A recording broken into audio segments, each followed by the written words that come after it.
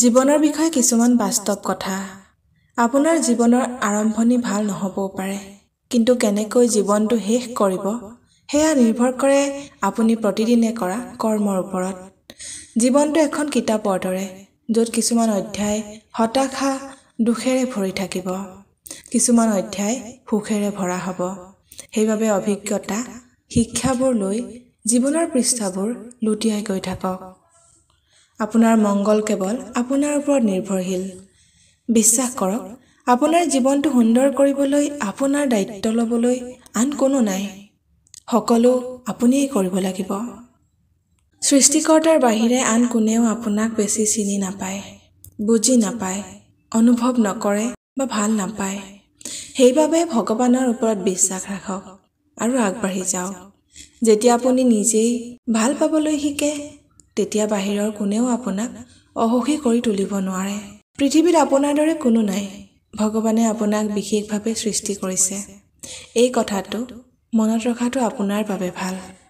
আপোনাৰ বেয়া অৱস্থাৰ বাবে আনক দুখ নিদিব। আনক দুখ দি জীৱন সলনি কৰিব নোৱাৰি। আপুনি নিজক শুদ্ধ কৰিবলৈ চেষ্টা কৰক। আপোনাৰ অতীত ভাল নহবও পাৰে। অতীতে কেতিয়াও ভৱিষ্যত নিৰ্ধাৰণ নকৰে। ভাল কাম কৰিব বিচাৰিলে বৰ্তমানৰ ওপৰত গুৰুত্ব দিয়ক। আপোনাৰ সফলতাৰ ৰহস্য বৰ্তমানত নিহিত হৈ আছে। এটা কথা মনত ৰাখিব, পৰিস্থিতি দোহাই দি কোনো কাম কৰিব নোৱাৰাটো কেৱল অজুহাত। যদি আপুনি প্ৰকৃততে ইচ্ছা কৰে, তেতিয়া নৈৰ সোঁতৰ বিপৰীতেও সাঁতুৰিব পাৰিব।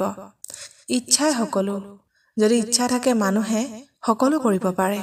এখন সমাজৰ প্ৰতিজন ব্যক্তি কেতিয়াও ইতিবাচক নহয়। কিছুমান তেলীয়া থাকে, কিছুমান অতি বিষাক্ত আৰু কিছুমান কঠোৰ।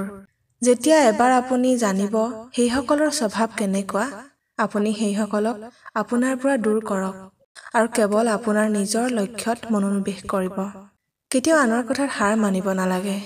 আপোনাৰ বহুমূলীয়া সময় যিকোনো লোকৰ বাবে কেতিয়াও নষ্ট নকৰিব।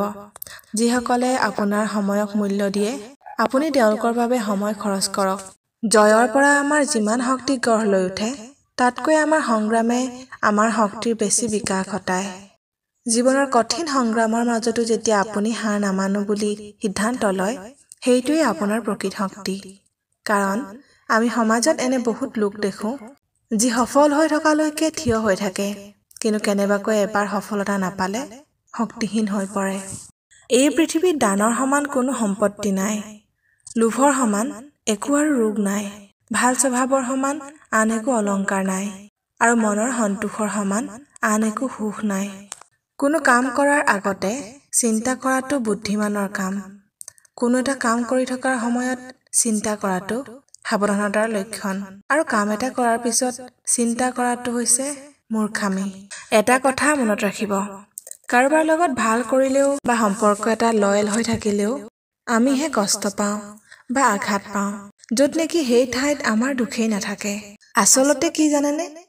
আমি মুখা পিন্ধা মানুহৰ মিঠা মিঠা কথাত ভুলকৈ এটা সময়ত নিজেই কষ্ট পাব লগা হয়। এবুকু অশান্তি হৃদয়ত মেৰিয়াই ল'ব লগা হয়। হেৰুৱাৰ বিৰহৰ যন্ত্ৰণাত ছটপটাই থকা মানুহেও হাঁহিব শিকে। পিছে সেই হাঁহিৰ আঁৰত কিমান সুখ লুকাই থাকে, সেয়া আনে কেতিয়াও বুজিব নোৱাৰে। তেনে এজন মানুহে তেওঁৰ দুখবোৰক, তেওঁৰ কষ্টবোৰক ঢাকি ৰাখিবৰ বাবেই হাঁহিবলৈ শিকে। জীৱনসংগী এনেকুৱা হোৱাটো বিচাৰিব, যাৰ সান্নিধ্যত মাথো মৰম ভাল পোৱাই নহয়, সন্মান, আপোনাৰ মূল্য সকলো যাতে পোৱা যায়। যাতে আন তৃতীয় ব্যক্তিক আপোনালোকৰ মাজত আনি আনক প্ৰাধান্য দি সম্পৰ্কৰ বান্ধোন শিথিল নকৰে।